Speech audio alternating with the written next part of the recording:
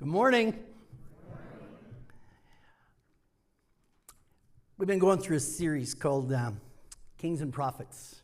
And the idea being that we can learn so much from those whom God used to lead the nation of Israel, whether a king or a prophet.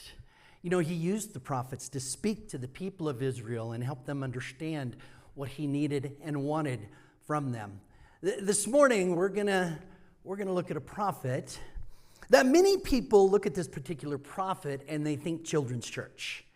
You know, if you grew up in a family of faith or not, I expect that if I were to begin talking about Daniel and the lion's den, you would have some familiarity with that. It's a pretty well-known story. And like I said, a favorite of teachers of our children.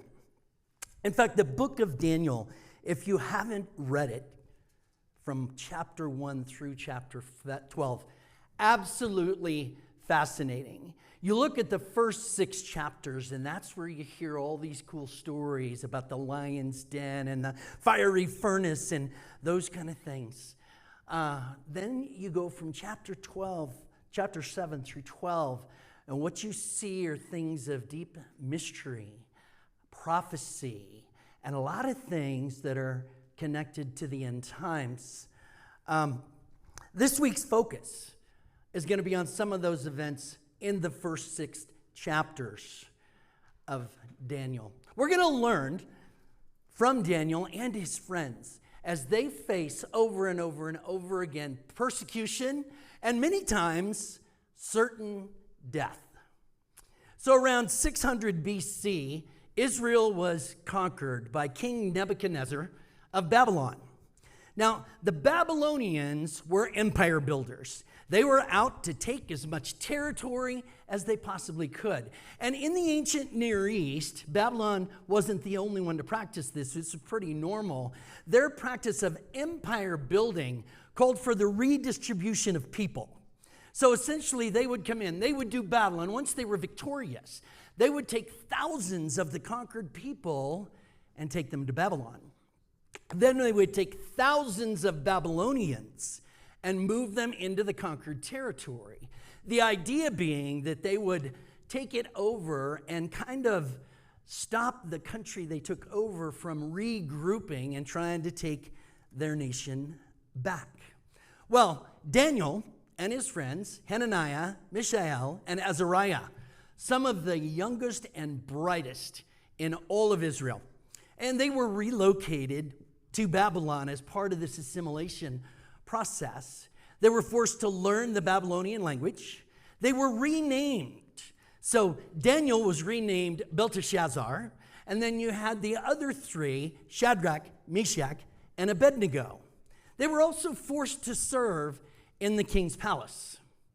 Well, as you find with God's people over and over again, if you remember the story of Joseph, they served with excellence. That is a hallmark of God's people. People who are faithful and devout to the Lord, no matter what situation they find themselves in. They do it to the absolute best of their ability because they keep in mind who they're really serving. Well, we begin to see just how special Daniel is in chapter 2. We're told that King Nebuchadnezzar had a very troubling dream. This is Daniel 2, beginning at verse 1. In the 2nd year of his reign, Nebuchadnezzar had dreams. His mind was troubled, and he could not sleep. So the king summoned the magicians, enchanters, sorcerers, and astrologers to tell him what he had dreamed. When they came in and stood before him, the king said to them, "I've had a dream that troubles me, and I want to know what it means." So all the wise men come, the astrologers, sorcerers, enchanters, magicians. Well, they come as the king requested, because to do otherwise would not go well. All except for Daniel and his 3 friends. Whether they were not invited or what, hadn't heard about it, we don't really know. So the king's expectation is that they're going to interpret the dream and try and help him understand what's going on. What is the meaning of this dream? As you can imagine, these men do desire to please their king. I mean, they're living in the lap of luxury. Tell us your dream, O king, and we will gladly tell you its meaning. Well, Nebuchadnezzar's response gives us a little bit of insight into the kind of man and the kind of king that he was. Though he surrounded himself with these self-proclaimed wise men, as was custom for pagan kings, he appears to have a healthy skepticism of their abilities. He reasons that if they are indeed visionaries with magical prophetic abilities, well, there should be no need to tell them the dream. They should be able to know what he dreamed and then tell him what it means. And his rationale is, if they can actually tell me the dream without me telling them what it was, well, then I can probably trust the interpretation. Makes perfect sense to me. So he offers them a deal they just can't refuse. This is Daniel 2:5. The king replied to the astrologers, "This is what I have firmly decided. If you do not tell me what my dream was and interpret it, I will have you cut into pieces and your houses turned into piles of rubble. But if you tell me the dream and explain it, you will receive from me gifts and rewards and great honor. So, tell me the dream and interpret it for me." This is a smart king. He's going to make sure that he doesn't get fooled by a bunch of frauds. I wonder how many modern-day psychics would take the challenge. Well, these guys hemmed and hawed and finally told the king, "What you ask, O king, is impossible. Why, only the gods can do what the king asks, and they do not live among men." Well, since they're unable to comply with the king's request and reap the rewards and honor behind door number 1, well, they instead get door number 2. The king orders their execution. Well, his death sentence, unfortunately, also applies to Daniel and his friends, and they weren't even there. So imagine when Daniel and his friends are getting whisked away to execution, Daniel is concerned, and he really wants to know why. What have we done? So he asks the captain of the guard, "Hey, what's going on here? Why are we being led to execution?" So the captain of the guard tells him the story, and he says, "Would you take me to the king and let me make a request about this dream? We didn't have our opportunity." Well, the captain of the guard took him in, and he said, "O king, we were not given an opportunity. Would you give us a chance to go before our God?" King says, "You got 24 hours. Daniel says, "Okay." Now, place yourself in the conversation when you get back home and you address your friends. "Hey, guys, we have been given the chance of a lifetime. Nebuchadnezzar had a dream, and he's given us a chance to interpret that dream for him. And check it out. If we do, he has promised gifts and rewards and honors beyond our wildest dreams. Isn't that amazing?" And of course, the guys go, "Really? Wow. All right, let's give it a shot. What was the dream?" "I don't know." What do you mean you don't know?" "Well, he won't tell anyone." "Yeah, he wants us to tell him the dream and then tell him what it means. And that's the only way he'll be able to trust the interpretation." "Yeah, but only God can do that." "Yeah, that's what I told him as well." "Well, then why'd you agree to do it?" "Well, because the alternative was execution. Seemed like a pretty good deal at the time." Well, I wonder if it was Daniel who coined the phrase "between a rock and a hard place," because he truly was in a no-win scenario. 24 hours. They have 24 hours to come up with a plan. So what do? What the king is demanding is impossible. How do you respond? You may have been noticing a recurring theme over the past several weeks. We talked about Jonah and Gideon and now Daniel. And when you find yourself in a tough spot, when life is moving along just fine and then the bottom falls out from under everything, when circumstances beyond our control blindside us, we have a natural response. in those situations. And the natural human response: shock, anger, grief, self-pity, depression. And that is understandable. But none of those responses, if you think about them, not one of those natural responses can do anything to make our situation better. In fact, I think they all make the situation worse. Have you ever noticed how our natural responses as humans to life's situations are rarely good and rarely right? Daniel and his friends, well, they could have easily fallen into these same behaviors, right? Woe is me, woe is me. I'm going to be executed and there's nothing I can do about it. I mean, look at it. They've already been conquered. They've been taken captive, forced to learn another language, forced to serve a foreign king. Why not just give up? But they don't. Daniel 2:17. Then Daniel returned to his house and explained the matter to his friends, Hananiah, Mishael, and Azariah. He urged them to plead for mercy from God. Look at Daniel's first response. It isn't to fall into depression. It isn't to get angry and, oh, this is so unfair. No. He says, let's go to God. Let's plead for mercy from the God of heaven concerning this mystery, so that he and his friends might not be executed with the rest of the wise men of Babylon. During the night, the mystery was revealed to Daniel in a vision. Then Daniel praised the God of heaven. And here's our first lesson to learn from what most people think is a children's story. When the bottom falls out of our world, our first response should be to fall on our knees. When we recognize that the situation we are in is completely out of our hands, the only reasonable thing, the only thing that actually can make an impact is to take it to God, to trust him to take care of what we cannot.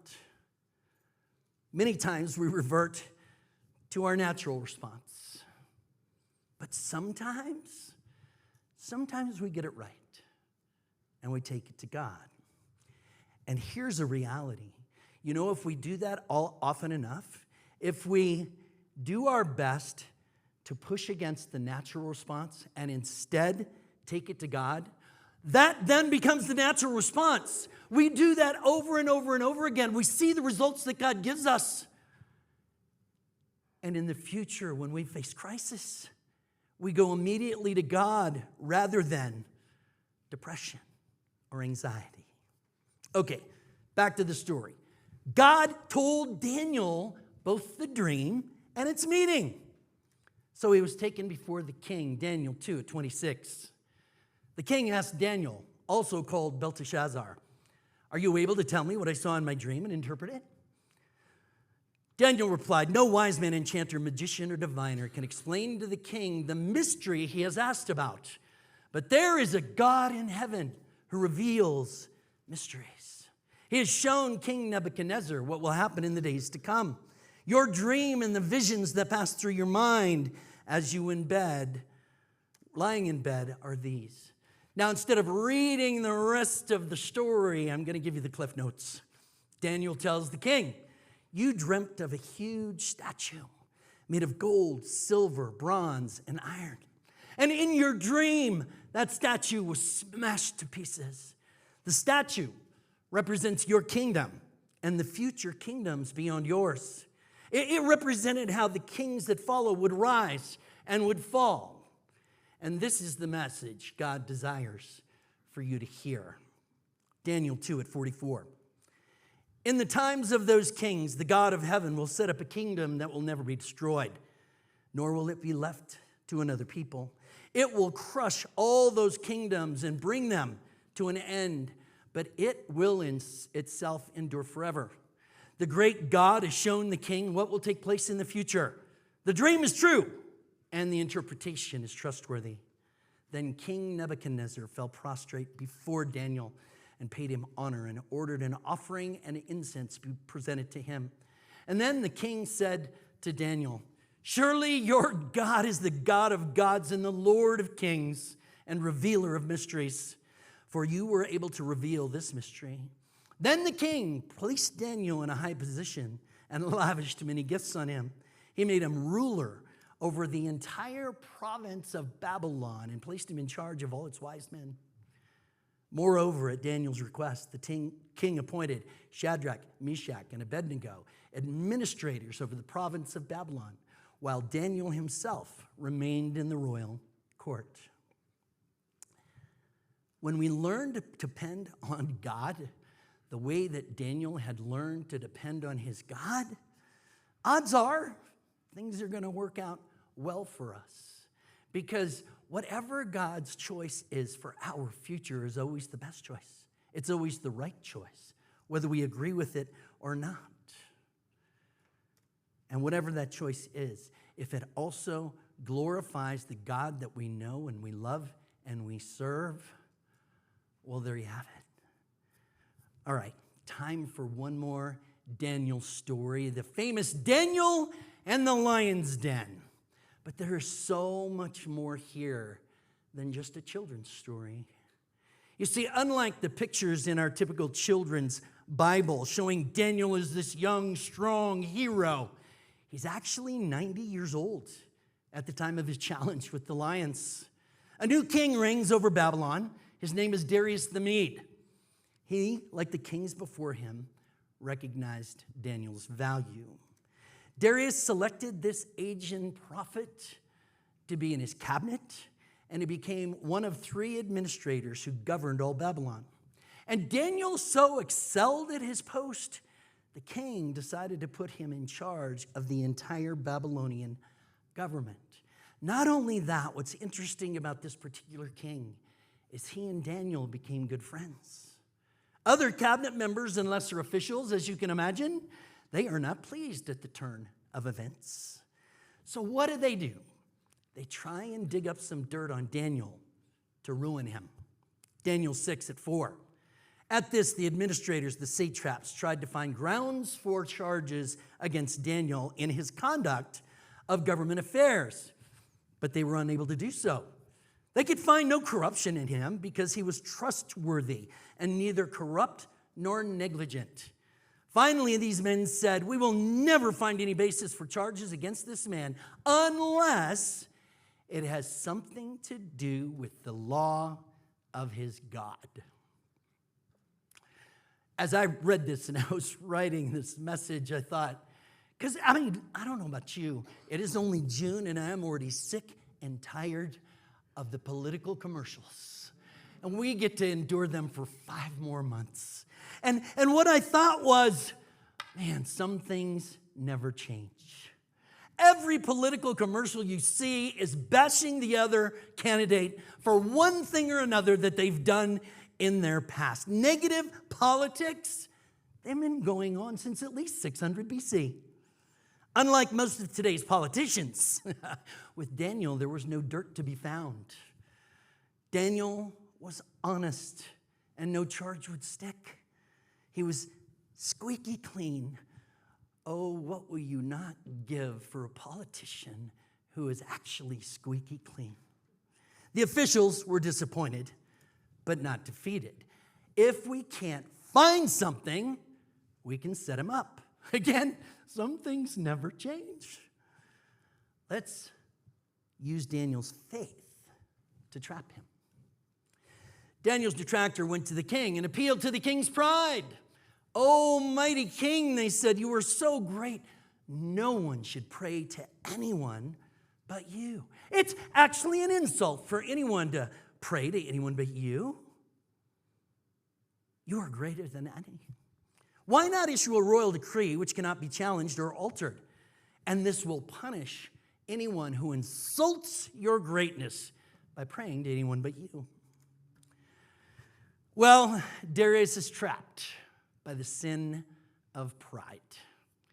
So he ordered the lion's den for those who would pray to any god but him. He didn't realize it at the time, but he had just condemned his friend to the lion's den. I wonder if Daniel didn't have a bit of a chuckle as he heard the news. This certainly wasn't the first time he and his friends had to choose between a death sentence and faithfulness to God. You remember that time when Shadrach, Meshach, and Abednego refused to bow down at the sound of the music and worship the golden statue?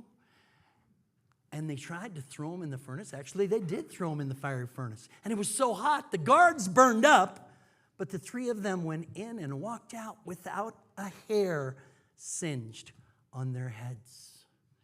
Well, knowing the consequences, Daniel did what he had always done. Daniel 6:10. When Daniel learned that the decree had been published, he went home to his upstairs room where the windows opened toward Jerusalem. 3 times a day, he got down on his knees and he prayed, giving thanks to God just as he had done before. This is such a strong message from this prophet, Daniel. He remained faithful, ever faithful.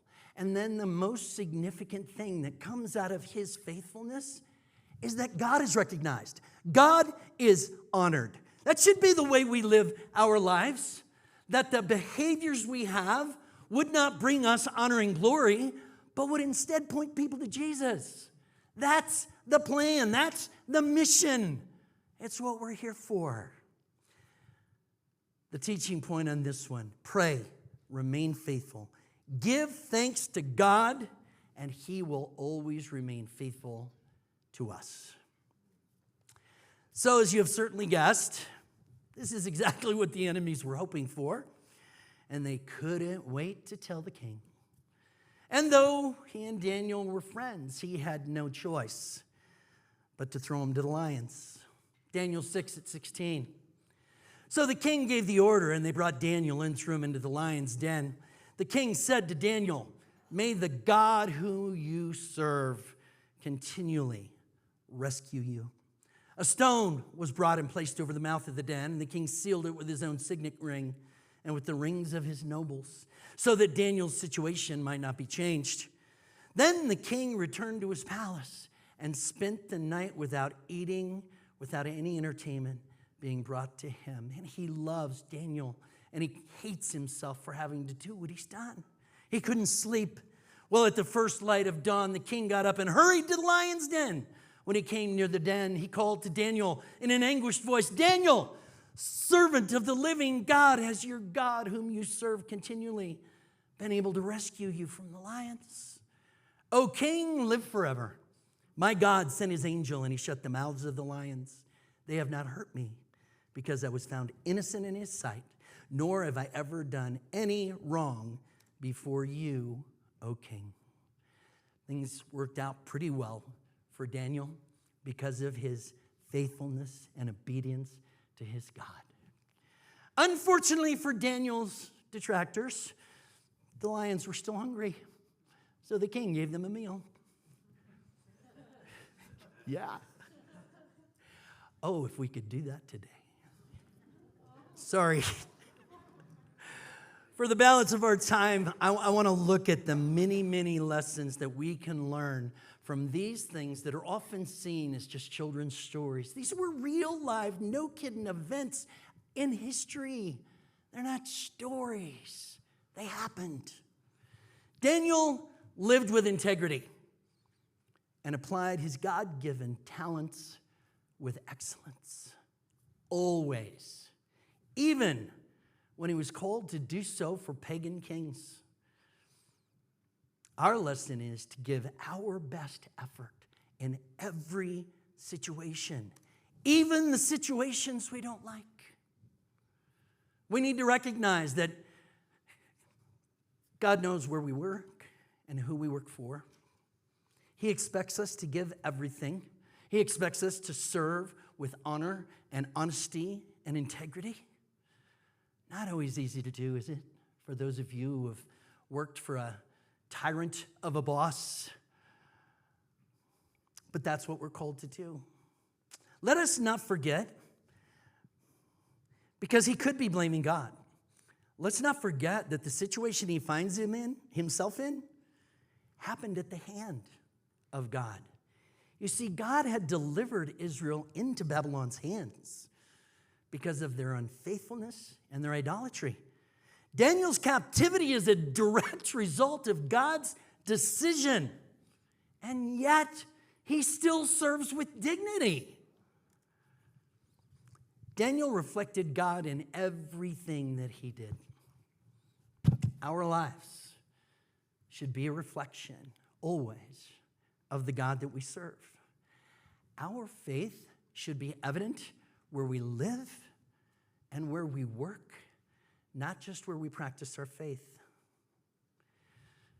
Daniel lived his faith so out loud that the enemies knew they could use it to trap him.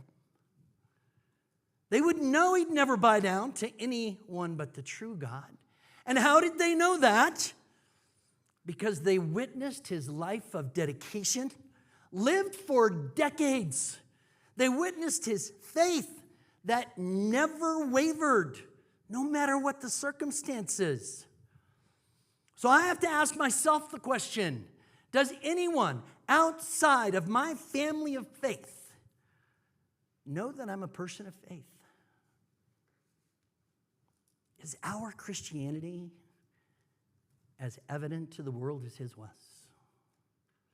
Bible teachers often refer to Daniel as one of the great success stories of the scriptures. But I put myself in Daniel's place, and I'm not sure if I feel the same way. As far as Daniel knew, his life made no impact.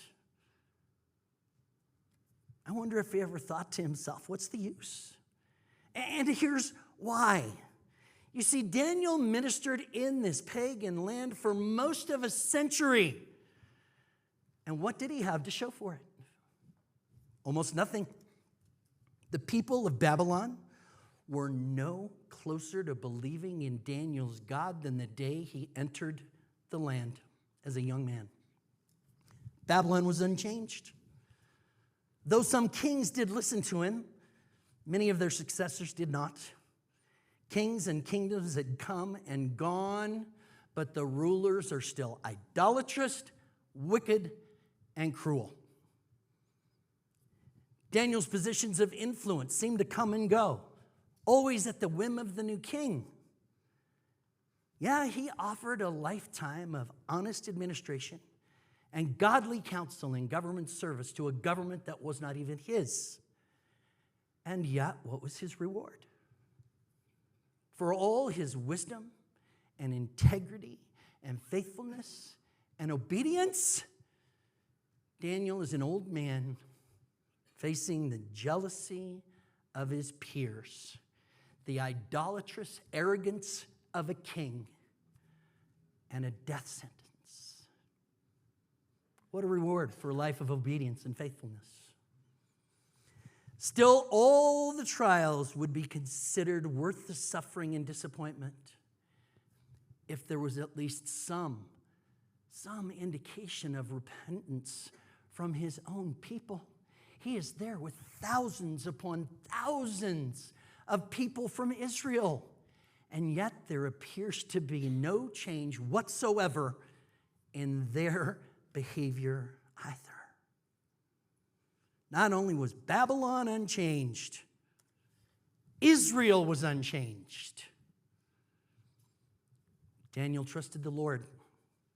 He served long and hard and faithfully, but the only fruit of his faith appears to be jealousy, accusation, advancing years that make him even too old and too weak to ever go back to his homeland. One has to look long and hard and deep to find the lesson in Daniel's life. And I'm not sure we're all going to like the lesson, but here it is. We are called to live for God not only when it costs us everything, but also when it appears to change nothing. We are called to live for God not only when it costs us everything, but even when it appears to change nothing. we can't just give up on God because we don't see his hand at work. Daniel teaches us to live lives of obedience, whether or not it ever has any impact beyond our own personal relationship with God. I have some prayers to offer for us as we close. I pray for each one of us, even now, that we might learn when the bottom falls out of life. I pray that our response is to fall on our knees, that we would not only take our requests to you, but we would actually give you thanks in the midst of the storm. I pray that we, as your followers, can live lives of integrity and give our best effort, no matter where we work or who we work for. You have us there for a reason, and I pray that we reflect you and reflect your Son to everyone around us. May we be known for our faith more than anything else. And finally, Father God, may we choose to live for you even if it costs us everything, and even when it appears to change absolutely nothing. We do love you, Lord. I pray we've honored you and blessed you, and that the lives we lead make you smile. In Jesus' name, amen.